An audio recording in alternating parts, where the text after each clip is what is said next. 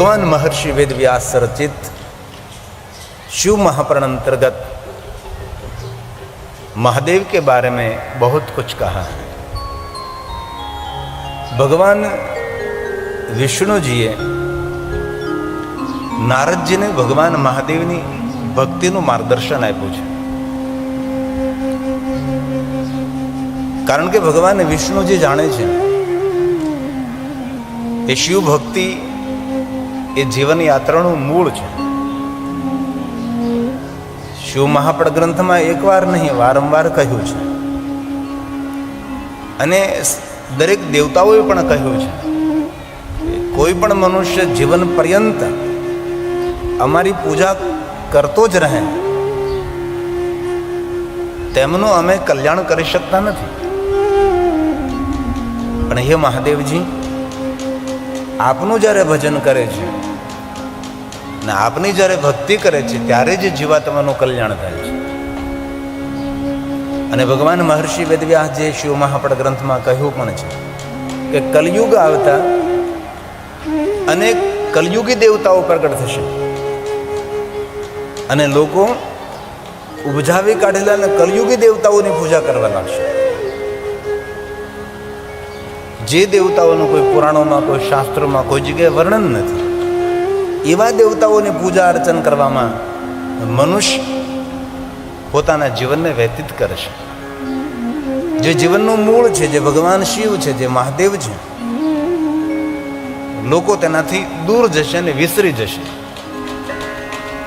ભગવાન મહર્ષિ વેદવ્યાસજી તો ત્યાં સુધી કહ્યું કે જેમના ઈષ્ટદેવ મહાદેવ છે, જેમના કુલદેવતા મહાદેવ છે, જેમની કુલ પરંપરામાં ભગવાન મહાદેવની પૂજા થાય છે, એ પણ પોતાના ઈષ્ટ દેવતાઓને છોડીને અન્ય દેવતાઓનું ભજન કરવા લાગશે।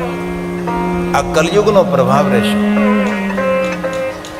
ત્યાં સુધી કહ્યું છે જે વિપ્રજનો છે, જેમના ઈષ્ટદેવ મહાદેવ છે, એ પણ પોતાના દેવને છોડીને પોતાના ઈષ્ટદેવનો ત્યાગ કરીને અનેક દેવતાઓનું ભજન કરવા લાગશે। ભગવાન વિષ્ણુજીએ નારદજીને કહ્યું છે, નારદ, જીવ માત્રનું કલ્યાણ કરનારા ભગવાન શિવ છે, જીવ માત્રને સંપૂર્ણ મુક્તિ આપનારા ભગવાન શિવ છે।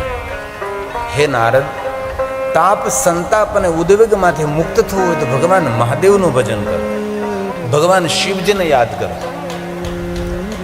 વિષ્ણુ ભગવાન ધારે તો નારદજીને અન્ય દેવતાઓની ભક્તિનું માર્ગદર્શન કરી શકે છે ને। વિશ્વમાં અગણિત દેવતાઓ છે, પરંતુ ભગવાન વિષ્ણુજીએ નારદજીને ભગવાન મહાદેવની ભક્તિ આપે, કારણ કે આપણા જીવનમાં શાંતિ કરનારા ભગવાન શિવ છે અને ભગવાન મહાદેવ વગર કોણ શાંતિ આપી શકે છે। નારદજી અશાંત હતા અને અશાંતતાનું કારણ એક હતું કે નારદજીએ શિવગુણોને શ્રાપ આપ્યો હતો, ભગવાન વિષ્ણુનો અનાદર કર્યો હતો। જીવનમાં એક વસ્તુ યાદ રાખજો, કોઈને માન સન્માન આપીને તો આત્મા રાજી બહુ થાય, અને જ્યારે આપણે કોઈનું અપમાન કરી ત્યારે આપણો અંદરનો માયલો નારાજ બહુ થાય। ઘણા માણસોને દરેકનું અપમાન કરવાની બહુ આદત હોય, એ માણસ કોઈથી પ્રસન્ન ન રહી શકે। પ્રસન્ન રહેવું હોય, આનંદમાં રહેવું હોય, ખુશ રહેવું હોય તો હંમેશા દરેક નાના મોટા માણસનો આદર કરતા રહીએ। અને એક વસ્તુ યાદ રાખવી, આપણી ઓળખાણ આપણું વર્તન છે, આપણું ઓળખાણ આપણો વ્યવહાર છે। વ્યવહાર અને વર્તનથી આપણી શ્રેષ્ઠ ઓળખાણ હોય છે।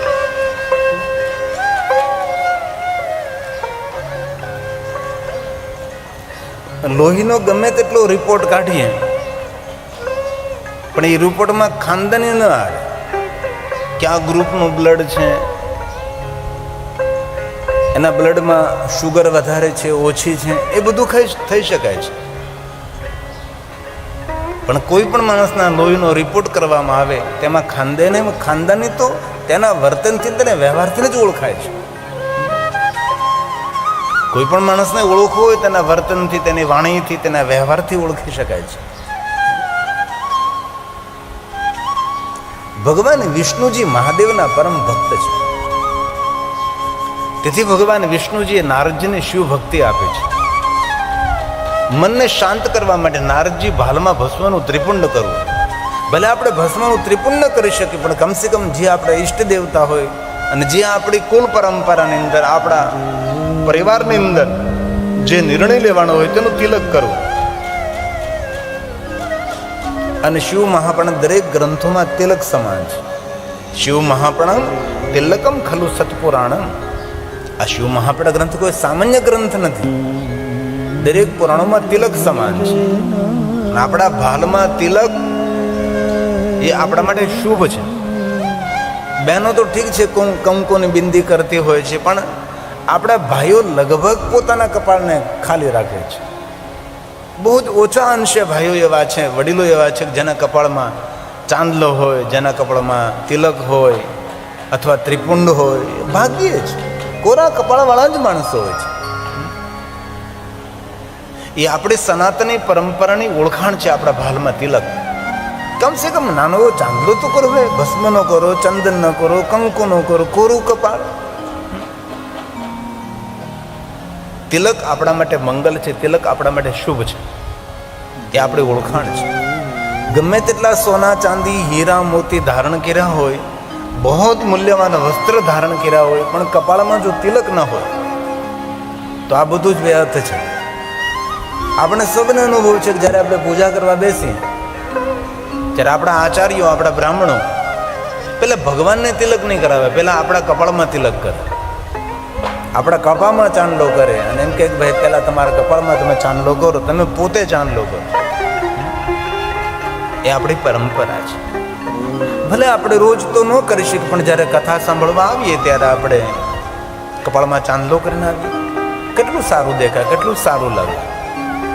અને એકવાર તમે સવારમાં ઉઠી સ્નાન પવિત્ર બની અને ભાલમાં ભસ્મનું ત્રિપુંડ કરો, ચંદનનું ત્રિપુંડ કરો અથવા કંકુનો ચાંદલો કરો તો એક આપનો ચહેરો દર્શનીય લાગે. આપણું જ મોઢું આપણા અરીસાની અંદર, આપણા દર્પણની અંદર આપણને જોવું ગમે અને માનસિકતા પણ આપણી સુધરે. ભગવાન વિષ્ણુજીએ નારદજીને ભાલમાં ભસ્મનું ત્રિપુંડ કરવાનું કહ્યું અને પછી કહ્યું કે રુદ્રાક્ષને ધારણ કરજો. રુદ્રાક્ષ આપના રોગને હરી લેશે. રુદ્રાક્ષ એ તનના રોગને પણ હરનાર છે અને મનના રોગને પણ હરનાર છે. મનને પ્રફુલ્લિત રાખે છે, તનને તંદુરસ્ત રાખે છે. ઘણા માણસો તનથી તંદુરસ્ત હોય, મનથી બહુ રોગી હોય છે. તનમાં કઈ રોગ હોય તો સારું થઈ શકે, પણ મનના રોગને સારું કરવું બહુ જ મુશ્કેલ હોય છે. તેથી તનથી ને મનથી પ્રફુલ્લિત લેવું એ માણસે રુદ્રાક્ષને પહેરવો જોઈએ. અને રુદ્રાક્ષ કોઈ સંપ્રદાય સાથે કોઈ જોડાયેલી વસ્તુ નથી. એવું નથી કે મહાદેવના ભક્તોએ તો રુદ્રાક્ષ પહેરવો, દરેકે રુદ્રાક્ષ પહેરવો જોઈએ. શિવ મહાપણ ગ્રંથમાં કહ્યું છે કે શિવ ઉપાસક હોય કે વિષ્ણુ ઉપાસક હોય કે પછી શક્તિ ઉપાસક હોય, આ ત્રણે રુદ્રાક્ષને ધારણ કરો. આવું શિવ મહાપણ ગ્રંથમાં ભગવાન મહર્ષિ વેદવ્યાસજી બોલ્યા છે. ધ્યાન દીજીએ થોડા સા. રુદ્રાક્ષમ બિભ્રૂયા નિત્યમ શૈવ શાક્તોથ વૈષ્ણવ. રુદ્રાક્ષમ બિભ્રૂયા નિત્યમ, નિત્યમ રોજ. શૈવો શાક્તોથ વૈષ્ણવ. શૈવો શાક્તોથ વૈષ્ણવ. કેટલી સુંદર સ્પષ્ટ વાત કરે.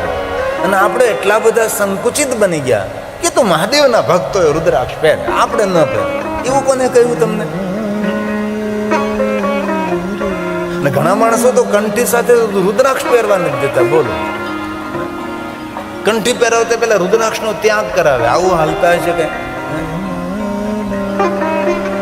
રુદ્રાક્ષનો ત્યાગ કરાવનારો માણસ તો મંદ બુદ્ધિ વાળો સાચી રીતે, પણ રુદ્રાક્ષનો ત્યાગ કરનારો પણ ત્યાગ કરાવનારો અને ત્યાગ કરનારો બંને મૂર્ખ છે. તેથી હૃદયની અમારી પ્રાર્થના છે, કોઈ પણ સંપ્રદાયમાં, કોઈ પણ પરંપરામાં તમે જકડાયેલા, પકડાયેલા ન પુરાયેલા. અને શિવ કોઈ સંપ્રદાય નથી, શિવ સનાતન છે. શિવ ખુલ્લું મેદાન, શિવ એક આકાશ છે અને આકાશનો કોઈ અંત નથી. તેથી સનાતન અંત રહિત છે. સંપ્રદાય એક સાંકડી કેડી છે, સંપ્રદાય એક પગદંડી છે, એક માર્ગ છે, એક નાનકડી નદી છે, અને સમંદર એ સનાતન છે. દરેક નદીને સાગરને જ મળવું પડે છે. કોઈ પણ સંપ્રદાયો અંતે તો ભગવાન શિવ સાથે જ જોડાયેલો હોય છે. અમે એકવાર જૈન ધર્મસ્થાનમાં ગયા હતા, જૈન પરંપરા. ઓમ અરિહંતાય નમઃ.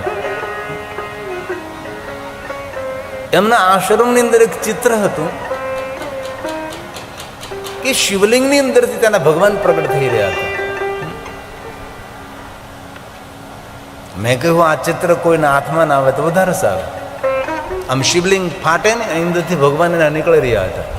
પછી આપણે તો સકારાત્મક અર્થ લેવાવાળા માણસ, એટલે મેં તો એ સમયે કહ્યું કે ભાઈ બહુ સારી વાત છે કે તમારા ભગવાન પણ શિવમાંથી જ પ્રગટ થયા છે.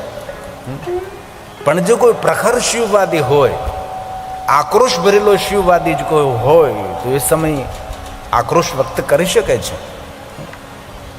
મારો કહેવાનો અર્થ એ છે કે જો જીવાત્માનું કલ્યાણ કરવું હોય, આપણું ને આપણા પરિવારનું સર્વ રીતે મંગલ કરવું હોય તો શિવ વગર કોઈ મંગલ ન કરી શકે, શિવ વગર કોઈ કલ્યાણ ન કરી શકે.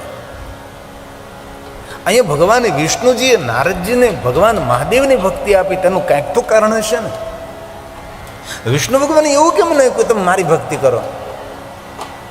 નહીં, વિષ્ણુ ભગવાને નારદજીને મહાદેવની ભક્તિ આપે છે અને રુદ્રાક્ષ પહેરવાનું કહ્યું છે. રમ રુદ્ર રોગનાશાય ધન્વંતરી રુદ્ર.